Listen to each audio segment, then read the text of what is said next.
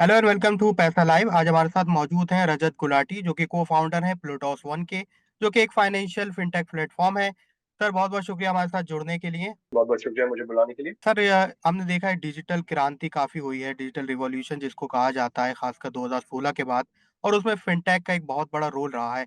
आप कैसे देखते हैं इंडिया की इस वक्त की जर्नी को, खासकर फिनटेक में और इससे अलाइड सर्विसेज में, या फिर पूरा जैसे बीएफएसआई सेगमेंट पूरा इस तरीके से आगे बढ़ा है, इसमें आपका क्या कहना है? ये तो कोई भी आर्ग्यू नहीं कर सकता कि इंडिया में जो हो रहा है डिजिटल पेमेंट्स में, फिनटेक में, वो दुनिया में और कहीं नहीं हो रहा है।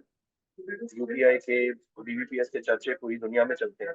तो जो एनपीसीआई ने किया है, जो गवर्नमेंट ने किया और जो आरबीआई ने किया है, इसके साथ मतलब हर जगह चर्चा हो रही है। इंडिया के फिनटेक्स हैं जो अब अपनी पेमेंट्स की टेक्नोलॉजी इंडिया से लेके बाकी देशों में एक्सपोर्ट कर रहे हैं। तो इसमें तो कोई दो राय नहीं हो सकती कि यहाँ पे बहुत प्रोग्रेस हुआ है, बट एज पार्टिसिपेंट्स हमें लगता है कि अभी कहानी की शुरुआत है। अभी बहुत स्कोप है इन पेमेंट्स के ग्रो होने का।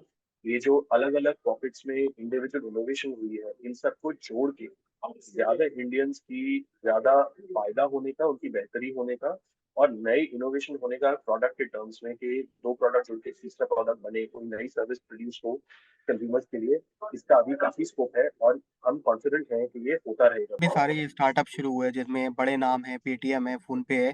और इस तरीके से ये ग्रो होते गए और फिर इनका सेगमेंट अलग अलग सेक्टर्स में फैला। अब आप क्या देखते हैं, सबसे बड़ी अपॉर्चुनिटी इंडिया में फिलहाल फिनटेक प्लेटफॉर्म में, फिनटेक सेक्टर में कहाँ पर सबसे ज्यादा है? क्या वो इंश्योरेंस है, जहाँ पर कहा जाता है कि अभी अब काफी ज्यादा अनटैप्ड मार्केट है, या फिर कई और ऐसे सेक्टर हैं जहाँ पर आप देख रहे हैं और आपका स्टार्टअप देख रहा है? फिनटेक इतना बड़ा है और अपॉर्चुनिटी इतनी बड़ी है कि ये कहना कि ये सबसे बड़ा अपॉर्चुनिटी है थोड़ा मुश्किल है।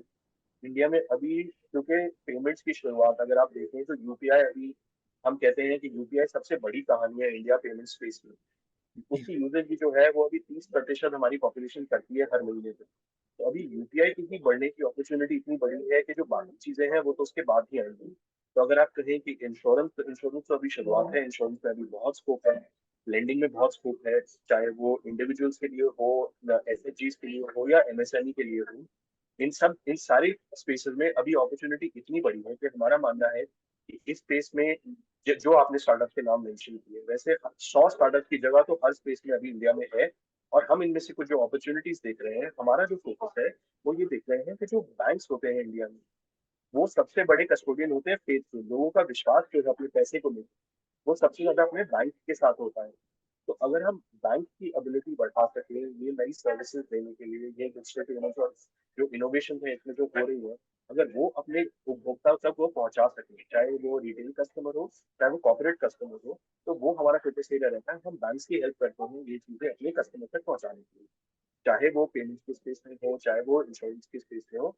हम सारी एरिया में बैंक की ही हेल्प करते हैं, हमारा फोकस हमेशा बैंक की रहता ओके सर, जिस तरीके से आपका स्टार्टअप काम कर रहा है, तो ऐसा क्या डिफरेंशिएटर है या ऐसी प्रॉब्लम है जिसको आप सॉल्व कर रहे हैं एट अ लार्ज, और उसको केटर करने के साथ ही आप अपनी मार्केट भी बनाना चाह रहे हैं उस खास सेक्टर में या उस खास फील्ड में?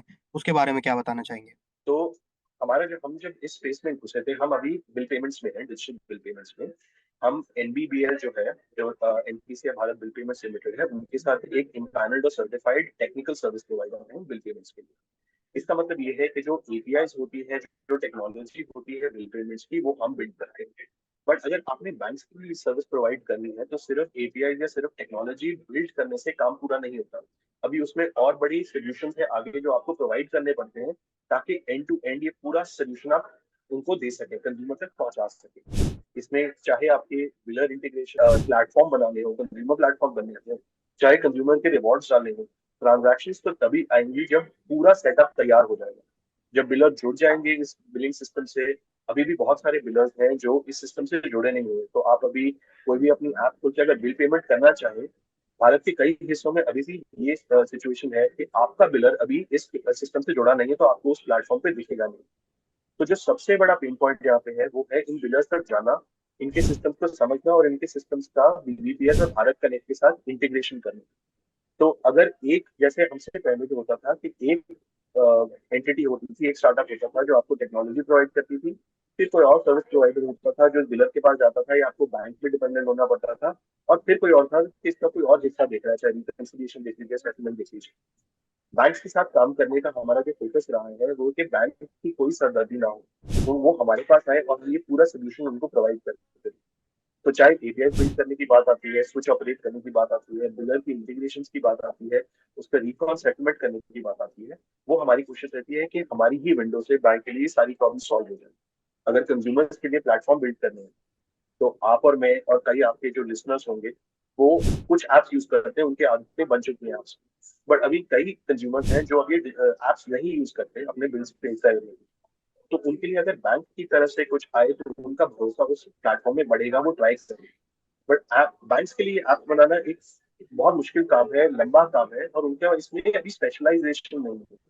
तो ये सारी एप्स हम उनको बना के देते हैं, और ये सास प्लेटफॉर्म है जो जल्दी तैयार हो जाता है और बैंक यूज कर सकते हैं। तो ये सारी चीजें करना हमारा फोकस रहता है, कोई एक हिस्सा नहीं, एंड टू एंड सारी सोल्यूशन प्रोवाइड। इंडिया में देखा जाता है अभी भी 4G स्मार्टफोन हो वो अभी ज्यादा लोग इस्तेमाल नहीं कर रहे हैं, तो एक हिंड्रेंस है ऑनलाइन पेमेंट्स को लेकर। तो क्या 2G का जो स्मार्टफोन 2G का जो फीचर फोन का जो मार्केट है वो अभी देश में काफी बड़ा है, करीब 30 से 40 करोड़ लोग इस्तेमाल करते हैं।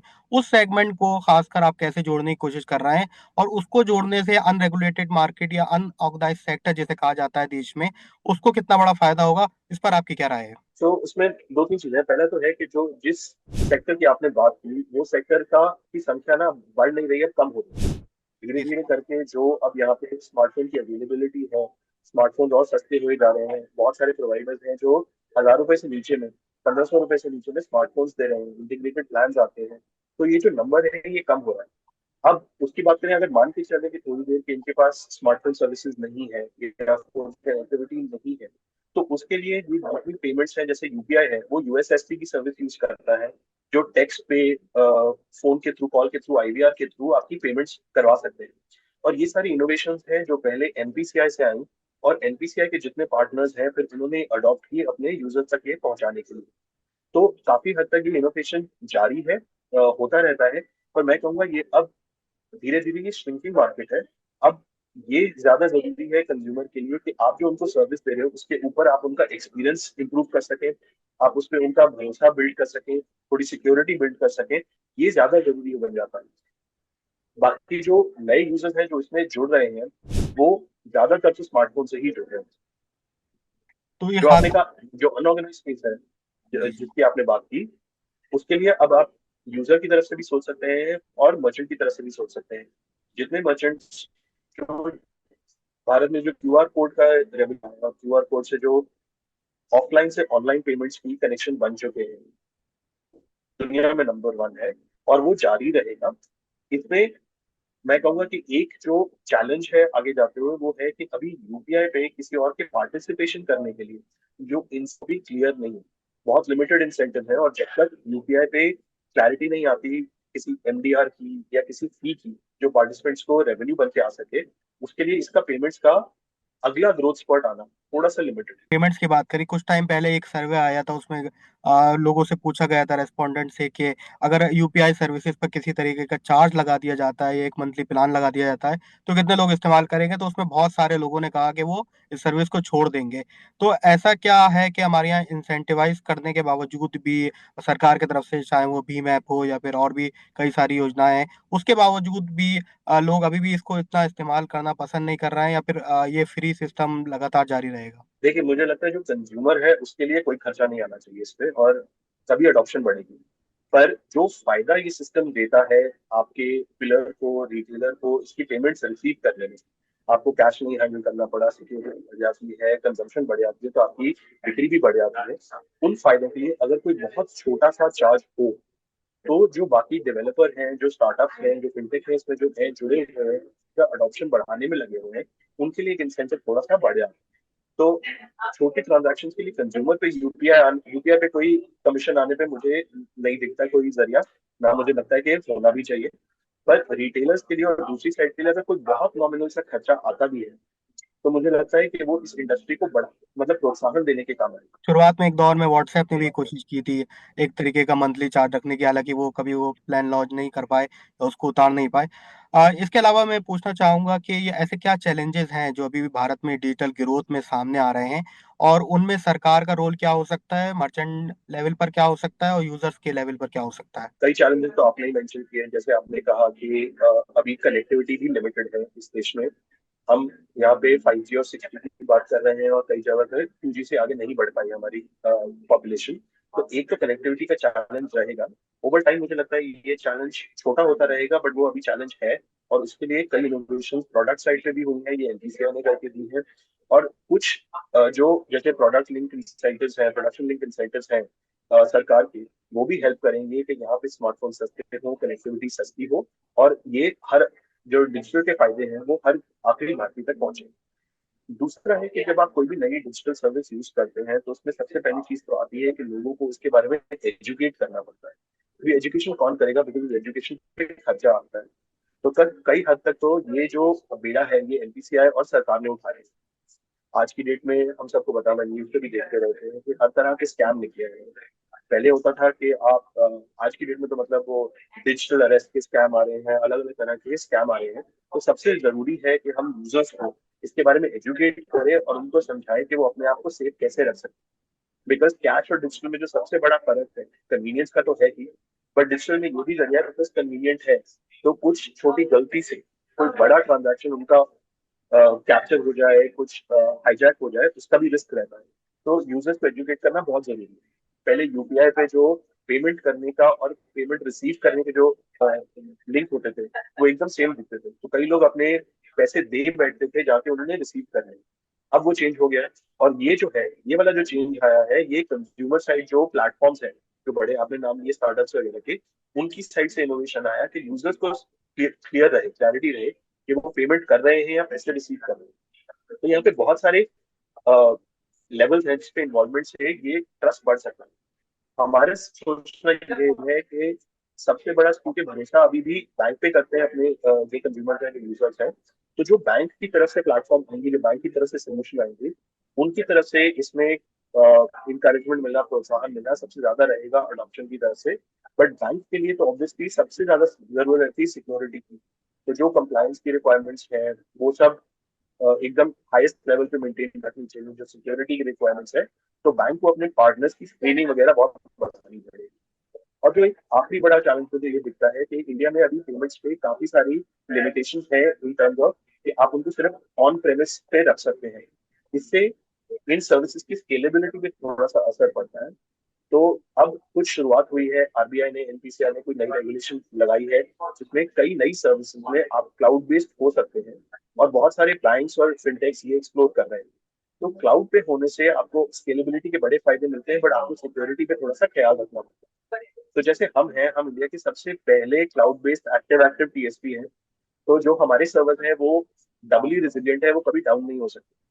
तो उसकी वजह से आपका कितनी हम ट्रांजैक्शन हैंडल कर सकते हैं और कितनी गारंटी दे सकते हैं कि परफॉर्मेंस आती रहेगी, वो बढ़ जाता है। तो ऐसी जो रेगुलेशन चेंज हो रही है, जो आरबीआई की तरफ से चेंज हो रही है, जो गवर्नमेंट की तरफ से चेंज हो रही है, उनकी भी काफी जरूरत है और वो आ रही है। टेक्नोलॉजी की बात करिए, खासकर इसमें इस स्पेस में या फिर और भी सारे जो सेक्टर हैं जो पिछले कुछ टाइम में आए हैं, उसमें टेक्नोलॉजी एक बहुत इंपॉर्टेंट पार्ट रखती है। और हमने देखा है कि पिछले कुछ दशकों में, खासकर फेसबुक और गूगल के दौर में, कि वहाँ पर टेक्नोलॉजी जो थी वो कुछ ही खास कंपनीज के पास थी, फिर इंडियन टेक कंपनीज आई, फिर उन्होंने ये टेक ओवर किया। अब क्या देखते हैं, लेवल प्लेइंग फील्ड के मौके पर क्या ये इंडियन कंपनीज जो हैं उनको लेवल प्लेइंग फील्ड मिल रही है, और कितना आसान है उनके लिए ऐसे बिजनेसेस करना जो कि जिसमें काफी सारी टेक्नोलॉजी है, काफी सारा ट्रस्ट है, वो कितना आसान है और कितना मुश्किल होता है? हमने कल ही न्यूज में पढ़ा था कि आरबीआई अब कह रहा है कि वो एक पब्लिक क्लाउड ऑफर करना चाहता है इंडियन स्टार्टअप को, ताकि उनको जो फॉरेन क्लाउड सर्विस प्रोवाइडर है उन पे इतना डिपेंडेंस ना हो, डेटा इंडिया में रहे और उनके लिए सस्ता भी पड़े, तो कुछ भी नया स्टार्ट करना थोड़ा और आसान हो जाता है। बहुत सारी जो पब्लिक रेल्स हैं, जैसे जो डिजिटल पब्लिक इंफ्रास्ट्रक्चर है इंडिया में, यूपीआई कह लीजिए, रुपे कह लीजिए, वो एनपीसीआई ने, आरबीआई ने ऑलरेडी बना के रखा हुआ है। तो जो भी नया कोई प्लेटफॉर्म है, कोई नया फिनटेक इस स्पेस में आने की कोशिश करता है, उनके लिए बहुत सारे रेडीमेड सोल्यूशन हैं। बट उनको इस सोल्यूशन को अपने यूजर तक देने के लिए बेसिकली सारी कंप्लायंसेस सर्टिफिकेशन वगैरह एनपीसीआर जैसे नहीं पड़ती। तो कंप्लायंस और सर्टिफिकेशन की रिक्वायरमेंट तो रहनी भी चाहिए और रहेगी मेरी ओपिनियन में। पर जितनी टेक्नोलॉजी है वो अब काफी एक्सेसिबल हो गई है पहले से। तो इंडिया में अगर हमने कहा कि यूपीआई का इनोवेशन आया वो ऑटोमेटिकली मतलब 20 करोड़ लोगों तक पहुंच गया। बिकॉज जो भी आज थे उन लोगों के पास इन्होंने उसको अडॉप्ट किया, उनको नया बनाने की जरूरत नहीं पड़ी। एक टाइम होता था कि हम कहते थे कि डेबिट कार्ड्स की ग्रोथ हो रही है, बट अब डेबिट कार्ड्स की ग्रोथ एकदम स्लो हो गई है बिकॉज सारा यूपीआई हो रहा है। हम कहते थे कि वॉलेट्स बहुत बढ़ रहे हैं इंडिया में, बहुत लोग वॉलेट्स में इनोवेशन कर रहे थे, उसकी अब जरूरत ही नहीं रह गई है बिकॉज लोग अब सीधा अपने बैंक अकाउंट से यूपीआई के थ्रू पेमेंट कर रहे हैं। तो ये जितनी एक्सेसिबिलिटी की बात है ये काफी हद तक हमारे डिजिटल पब्लिक इंफ्रास्ट्रक्चर ने सॉल्व कर दी है। अगर आप देखें ओएनडीसी क्या कर रहा है, ओएनडीसी ने जो अपनी टेक्नोलॉजी अवेलेबल कराई है उसके लिए अब बहुत आसान हो गया है कोई नई स्टार्टअप के लिए अमेजोन या गूगल के बराबर की सर्विसेज ऑफर करना कुछ स्पेसेस में अपने यूजर्स को बिना कुछ खास खर्चा किए। उनका खर्चा भी रिड्यूस हो जाता है, तो जो एंट्री बैरियर है वो कम हो गया है और इसका मतलब कि ये फायदे अब हर आखिरी भारतीय तक पहुंच सकते हैं। इंडिया में कहा जाता है कि अनरेगुलेटेड या अनऑर्गेनाइज काफी सारे ऐसे सेक्टर हैं। मेनली इन्हें कहा जाता है कि एक तरीके की ब्लैक इकोनॉमी है। ब्लैक इन द सेंस कि वो रेगुलेटेड नहीं है, वो मेन इकोनॉमी में या फॉर्मल इकोनॉमी में जुड़ी हुई नहीं है। जब यूपीआई फैला और इसके साथ साथ ये सारे सेक्टर जुड़े और इनका सारा डेटा हुआ या फिर सेल्स कह सकते हैं फॉर फॉर अ कंपनी, वो सब डेटा आने लगा, वो जब रेगुलेटेड होने लगा, वो जब ऑर्गेनाइज होने लगा, तो इससे इंडिया के मतलब डेटा पॉइंट ऑफ सेट से अगर देखा जाए तो वो डेटा कितना आसान हुआ उसको मिलना, और उसमें ये सर्विसेज फिनटेक का कितना रोल रहा। क्योंकि अगर वो सारा कैश में चलता रहता या फिर वो ब्लैक ब्लैक इकोनॉमी का हिस्सा रहता तो शायद वो सरकार तक नहीं पहुंच पाता और हम उसके डेटा सेट नहीं बना पाते, और अगर डेटा सेट नहीं बना पाते तो उसको लेकर पॉलिसीज नहीं बना पाते। तो उसमें सरकार को कितनी आसानी हुई है उस इकोनॉमी को ट्रैक करने के लिए थ्रू यूपीआई या थ्रू या फिर फिनटेक बोल सकते हैं। को एक्चुअली ओवर स्ट्रेस नहीं कर सकते कि कितने चेंजेस आए हैं इंडिया के डेटा रेगुलेशन में, डेटा गैदरिंग में।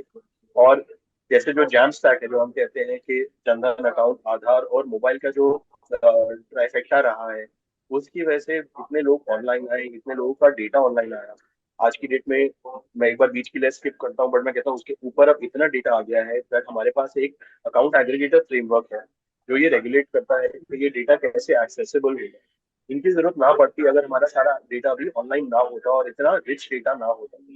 पर अब इतना रिच डेटा है कि इसको एक्सेस करना अपने में एक प्रॉब्लम है, इसलिए अकाउंट एग्रीगेटर फ्रेमवर्क बनाया गया है जिससे जो फॉर्मली इसको टच करना चाहते हैं, जो रेगुलेटेड हैं, जो सर्टिफाइड एंटिटीज हैं, वो इस डेटा को एक्सेस कर सकते हैं। बिकॉज एज एन इंडिविजुअल आपकी जो डेटा की वैल्यू है वो काफी ज्यादा है, और उस डेटा को यूज करने के और बाकी डेटा के साथ कंबाइन करके आपको भी ज्यादा वैल्यू डिलीवर हो सकता है। चाहे आप बिजनेस हो चाहे आप रिटेल कंज्यूमर हो, वो वैल्यू अगर यूजर तक कभी आएगी जब इस डेटा, जब एक डेटा दूसरे डेटा से बात करेगा और उसमें से वैल्यू एक्सट्रैक्ट की जाएगी। तो इसमें तो कोई दो राय नहीं है कि ये डेटा की हमारी पिछले 7-8 साल में अबंडेंस हो गई है। यूपीआई के लॉन्च से, डिमोनेटाइजेशन के बाद और उसके बाद अकाउंट एग्रीगेटर फ्रेमवर्क से, अगर आप कॉर्पोरेट साइड पे देखें तो जीएसटी नेटवर्क की फॉर्मलाइजेशन से बहुत फर्क पड़ा है इसमें। काफी बिजनेसेस, ज्यादातर बिजनेसेस इसमें आ गए हैं फॉर्मल नेटवर्क में। अभी आप देखेंगे कि बिल पेमेंट में जब बी टू कैटेगरी जब ट्रैकिंग पकड़ेगी, जो अपनी बिजनेसेस है वो भी अपनी पेमेंट्स और इन्वॉइसिंग डिजिटली कर, तो उससे भी ये सारा आपके गवर्नमेंट के दायरे में आएंगी, आरबीआई के दायरे में आएंगी, उनको ये डेटा विजिबल रहेगा। और फिर ये इस डेटा के ऊपर वैल्यू ऐड करने के लिए हमारे जैसे प्लेयर्स आएंगे और वो ज्यादा वैल्यू हम कंज्यूमर को दे सकेंगे। ये है कि यूपीआई स्टोरी देखी, कम से कम 20 देशों में हम अपनी सर्विसेज एक्सटेंड कर पाए हैं। एज अ स्टार्टअप क्या देखते हैं कि एक्सपोर्ट के नज़रिए से खासकर आईटी सेक्टर का एक बहुत बड़ा रिवॉल्यूशन इंडिया में रहा है। उस नज़रिए से यूपीआई कितना बड़ा इसमें पार्ट प्ले कर सकता है आईटी एक्सपोर्ट में, और कंपनीज को इंडिया से बाहर जाकर एज अ ग्लोबल फ्रेमवर्क बनाने में, एज अ ग्लोबल प्लेयर बनने में। तो एक एग्जाम्पल तो आपने दिया कि यूपीआई अभी इतना अग्रसर है कि मतलब 20 देशों में ऑलरेडी अवेलेबल है, इंडिया में ओरिजिनेट होता है। इसके बाद हमने देखा है कि जो बिल पेमेंट्स की फैसिलिटीज हैं वो क्रॉस बॉर्डर में बहुत बड़ी अपॉर्चुनिटी है। जो स्टार्टिंग कुछ केसेस हैं वो उनके लिए है जो भारतीय बाहर बसे हुए हैं, वो अपनी फैमिलीज की पेमेंट्स, बिल्स वगैरह की पेमेंट्स इंडिया में कर सकते हैं, वो तो यूपीआई भी यूज कर सकते हैं उसके लिए।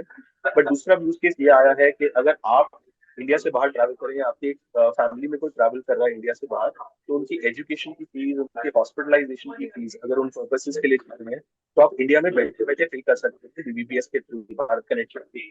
तो ये जो केसेस आएंगे, तो पहला अडॉप्शन जो आएगा वो तो Indian use cases, Indians abroad के आएगा, जो इंडिया से बाहर ट्रैवल करते हैं, जो इंडिया से बाहर बसे हुए हैं, उनके थ्रू आएगा। और फिर उनके थ्रू वहां पे जो यूजर बेस बनेगा, उसमें सेकंड वेव अडॉप्शन आएगा।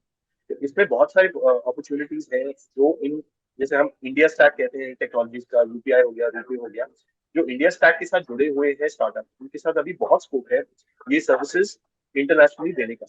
कईयों के साथ तो हम भी काम करते हैं, कई ऑलरेडी एक्टिव है और कई और अब बनेंगे और एक्टिव बनेंगे और ग्रो करेंगे। बहुत बड़ा मार्केट है ये, डायरेक्टली ऑफशोरिंग का मार्केट नहीं है, सॉफ्टवेयर डेवलपमेंट का मार्केट नहीं है, ये एक्चुअली सर्विसेज है। तो हमारे ओपिनियन में एक्चुअली ज्यादा वैल्यू का मार्केट। यूपीआई का तो हमने एक दौर देखा कि अब वो पूरी तरीके से फ्री हो गया है। इसके अलावा बिल पेमेंट्स में क्रेडिट कार्ड सिस्टम है।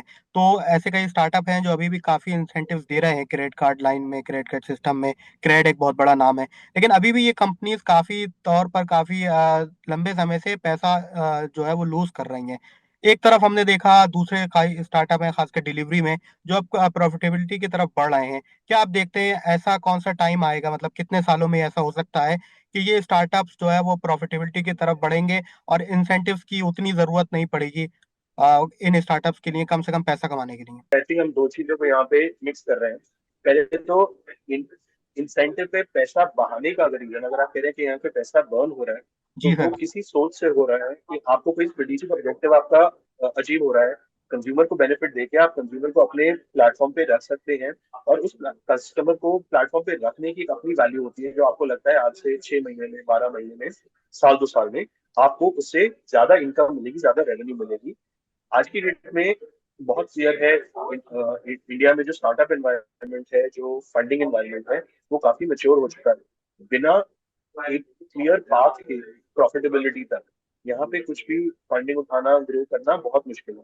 तो ये हो सकता है कि आप साल, 2 साल, 3 साल आप कहते हैं कि मेरे प्रॉफिट नहीं आएंगे, पर आपके पास जब तक वो तरीका नहीं है प्रॉफिट कमाने का, चाहे वो आज यूज करें ना करें, तब तक आपकी ग्रोथ स्टोरी नहीं बनती। आप ये कहना कि कुछ सेक्टर्स में लोग ऑलरेडी प्रॉफिट कमा रहे हैं और कुछ सेक्टर में अभी नहीं कमा रहे हैं, ये तो इंडिविजुअल कंपनीज के बिजनेस प्लान पर डिपेंड करता है।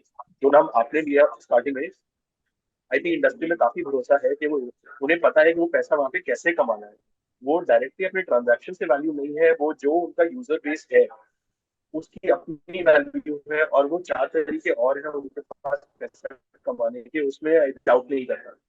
बट अगर आप कहते हैं कि मैं आज एक स्टार्टअप बना रहा हूँ जो मुझे पता है कि यूजर कैसे एक्वायर करना है, बट वो पैसे खर्च के होगा, बट मुझे क्लैरिटी नहीं है मैं पैसे कैसे कमाऊंगा, तो आपको फंडिंग नहीं मिलती आज की डेट में। अनलेस आपको तीसरा काम हो, जो चार ऐसे स्टार्टअप आ चुके हो, वहां पे स्टार्ट फंडिंग मिलना बहुत मुश्किल हो गया।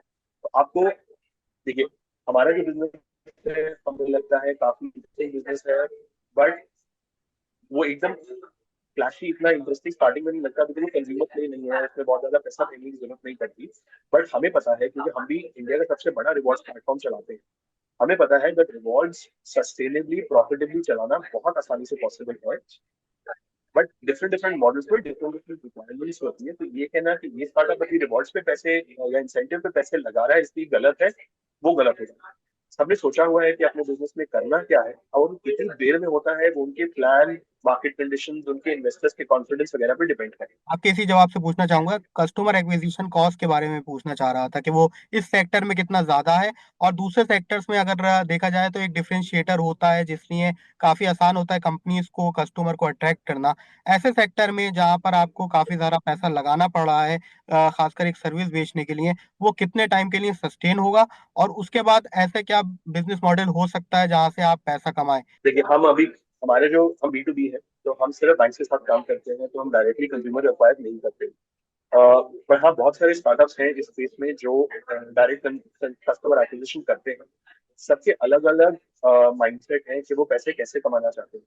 अगर आप पेमेंट्स की स्टार्टअप ले लीजिए, तो उसमें भी बहुत सारी स्ट्रैटिफिकेशन है। कौन कहता है मैं ऊपर के 2% कस्टमर्स को ही टारगेट करूंगा, कुछ कहते हैं मैं पहले 5% पे करूंगा, फिर 10% पे करूंगा, और कुछ कहते हैं मैं मिडिल ऑफ द मार्केट को करूंगा।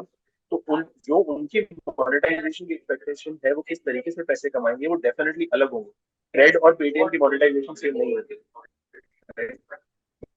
ये उन पर डिपेंड करता है। अब आप उस पे कैसे एक्वायर करना चाहते हैं, और क्या आप इस एक ही लाइन ऑफ बिजनेस को देख के प्रॉफिटेबिलिटी देख रहे हैं, या पूरे बिजनेस की प्रॉफिटेबिलिटी देख रहे हैं कि एक जगह हाँ मेरी जेब से दो चार पैसे जाएंगे, बट मैं दूसरी जगह 10-20 पैसे कमा लूंगा, तो उससे उसकी खपत हो जाएगी पूरी। ये भी आपको सोचना पड़ता है। तो across the industry customer acquisition के बारे में कुछ ऐसा बोलना तो थोड़ा मुश्किल है, पर जितने कंज्यूमर प्लेस हैं इंडिया में, हाँ, कईयों में लगता है कि मतलब अगर 10 प्लेयर है इसमें, तो दो या तीन प्लेयर ही सस्टेनेबली प्रॉफिटेबल हो पाएंगे आज से 3-4-5 साल में। और शायद अगलों को या कुछ पिवट करना पड़ेगा या कोई और अपनी एग्जिट करनी पड़ेगी। बट हमें जो कॉन्फिडेंस है ये है कि इंडिया की पेमेंट स्टोरी अभी शुरुआत है। इसमें चाहे आप कंज्यूमर साइड पे प्ले कर रहे हो, चाहे आप एंटरप्राइज साइड पे कर रहे हो, चाहे आप मर्चेंट साइड पे कर रहे हो, चाहे आप बैंक की साइड पे कर रहे हो, अभी बहुत स्कोप है इसमें ग्रोथ का। बहुत और स्टार्टअप्स की, पार्टिसिपेंट्स की इसमें जरूरत है, ताकि कंपटीशन बढ़े, जो लेवल ऑफ सर्विस है जो कस्टमर को मिल रहा है वो बढ़े, वो चैलेंज हो, ताकि नई नई इनोवेशन हो सके। और आपने बताया B2B आपका मेन फोकस रहता है, तो गवर्नमेंट के कई ऐसे प्रोडक्ट्स होते हैं, गवर्नमेंट के कई ऐसे लाइंस हैं, जैसे कोऑपरेटिव सोसाइटीज हो गई या सेल्फ हेल्प ग्रुप हो गए, जहाँ पे अभी भी इतना रेगुलाइजेशन नहीं है। वो कितनी बड़ी मार्केट है आपके स्टार्टअप के लिए, और उसको ट्रैक करने में कितना आसानी हुई है आपको पिछले कुछ सालों में, खासकर इंटरनेट रिवॉल्यूशन के बाद। तो कई हम एक्चुअली काफी सारे एमएफआईज वगैरह के साथ काम करते हैं, जो इन सेल्फ हेल्प ग्रुप्स को क्रेडिट देते हैं, और फिर उनकी कलेक्शन भारत कनेक्ट सिस्टम के थ्रू होती है, तो वो हमारे यहाँ बिलर करते हैं और हम उनकी कलेक्शन में फिर हेल्प करते हैं।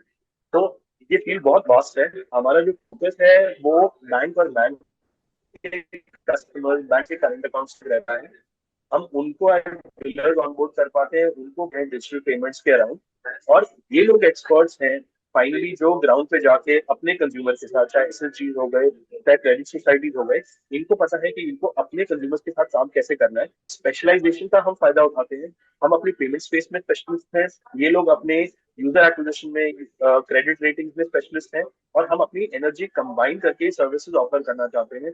हम नहीं चाहेंगे कि, आप भी नहीं चाहेंगे कि हम जाके वो काम करें जो ये एमएफआई और ये लेंडिंग प्रोग्राम्स कर रहे हैं। वो हमारा काम नहीं है, वो उन्हीं का रहता है। जो बैंक का काम है वो बैंक ही करेगा।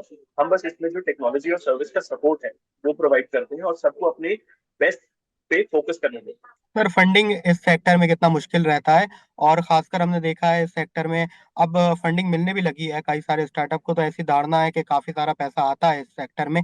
क्या उसको लेकर आप क्या बोलना चाहेंगे? मेरे से किसी ने 6 महीने पहले पूछा था कि फंडिंग मिलना बड़ा मुश्किल हो गया है यहाँ पे, और साल भर पहले भी कह रहे थे कि फंडिंग और मुश्किल हो गया है। और आज आप कह रहे हैं कि फंडिंग आसान हो गया है। मैं कहता हूँ अच्छे स्टार्टअप के लिए ना फंडिंग कभी भी मुश्किल नहीं है। जो बीच में जो चेंज आया था वो ये था कि जो धड़ल्ले में फ्री की फंडिंग मिल रही थी, क्योंकि इन्वेस्टर के पास पैसा पड़ा था, उनको डिप्लॉय करना था, वो गायब हो गया। तो जो नहीं सर, पहले जो स्टार्टअप थे जो सिर्फ आइडिया सर, के बेसिस पे। मेरा सवाल ये था कि कंपैरेटिवली क्या फिनटेक प्लेटफॉर्म्स को फंडिंग मिलना आसान होता है, और उसमें कितना चेंज आया है पिछले कुछ समय में? बिल्कुल। तो फिनटेक अभी भी इंडिया का सबसे बड़ा सेक्टर है इन टर्म्स ऑफ फंडिंग, और काफी देर तक रहेगा, सिंपली बिकॉज इंडिया की तो मार्केट इतनी बड़ी है, और फिनटेक में इतनी प्रोडक्ट है। हम हम कई जगहों में ना फिनटेक को इक्विवेलेंटली यूज करते हैं, जैसे हम बोलते हैं ईवीज को बोलते हैं, या किसी और, मैं किसी और स्पेस से कंपेयर नहीं करना चाहता, बट हम फिनटेक में 10 स्पेस आते होंगे जो हम किसी एक स्पेस के बराबर मान के चलते हैं, और बोलते हैं कि फिनटेक में फंडिंग ज्यादा क्यों हो रही है, क्योंकि फंडिंग फिनटेक है ही इतना बड़ा। तो फिनटेक में अगर 10 स्पेस की फंडिंग हो रही है, बिकॉज फिनटेक में 10 बार का काम हो रहा है, क्योंकि ये बहुत वास्ट एरिया है। आप कंज्यूमर बोले, आप पहले आप यूजर को ब्रेक कर लीजिए, रिटेल कंज्यूमर है या कॉर्पोरेट है, आप इंश्योर रहे हैं, आप एनालिटिक्स में काम कर रहे हैं, आप क्रेडिट पे काम कर रहे हैं, आप पेमेंट्स में काम कर रहे हैं, इतने सारे स्पेसेस हैं फिनटेक में, दैट इनको एक जगह कहीं भी इकट्ठा करना ना एक अम्ब्रेला के नीचे थोड़ा सा अनफेयर है। पर इन सब में, क्योंकि इंडिया में अभी 3% लोगों के पास क्रेडिट कार्ड, राइट, ज्यादातर एमएसएमईज को अभी भी क्रेडिट नहीं मिलता है, और अपने इन्वॉइसिंग के बेसिस पे तो बिल्कुल नहीं मिलता है। तो ये इतनी बड़ी अपॉर्चुनिटीज है इंडिया में, दैट यहाँ की फंडिंग तो आती ही रहेगी, और अच्छे स्टार्टअप जो थोड़ा सा ट्रैक्शन दिखा सके, क्योंकि इंडिया में स्टार्टअप्स इतने हैं, तो उनके बीच में डिफरेंशिएट करने के लिए भी ये देखना पड़ता है कि कौन अपने एक पहले माइलस्टोन दूसरे माइलस्टोन तक पहुंचा है, तभी इन्वेस्टर उसमें पैसा डालेगा। बस इतना बदला है कि पहले बहुत भीड़ होती थी, स्टार्टअप भीड़ होती थी इन्वेस्टर्स की। अब सबको रियलाइज हो गया कि थोड़ी मेच्योरिटी आ गई है मार्केट में, तो जो इन्वेस्टर देखते हैं, जो स्टार्टअप देखते हैं, जो क्या प्रेजेंट करते हैं, वो थोड़ा सा बदल गया है। और अब ऐसा लगता है कि मतलब पढ़े लिखे लोग बैठे हैं ये डिसीजन करने के लिए, पैसा मांगने के लिए, पैसा देने के लिए, इवेल्युएट करने के लिए। पहले की तरह नहीं है। जो पहले मुझे लगता है थोड़ा सा मार्केट इंफ्लेटेड था, उसमें फंडिंग देने वाले भी ज्यादा थे, लेने वाले भी ज्यादा थे, इसलिए हमें ट्रांजैक्शन वॉल्यूम ज्यादा दिखता था। बट अब रैशनलाइज हो गया है। पर मुझे नहीं लगता कि यहाँ पे फंडिंग का बेस कभी भी इतना गिरा है कि अच्छे स्टार्टअप को पैसा ना हो। ओके सर, सर बहुत बहुत शुक्रिया हमारे साथ बातचीत करने के लिए। आपने पूरा फिनटेक प्लेटफॉर्म बताया, किस तरीके से आपका स्टार्टअप काम करता है और पूरी इंडस्ट्री किस तरीके से आगे बढ़ रही है और इंडिया की ग्रोथ स्टोरी में एक अपना अहम पार्ट रख रही है। बहुत बहुत शुक्रिया सर पैसा लाइफ के साथ जुड़ने के लिए, बहुत बहुत शुक्रिया। Thank you, thank you.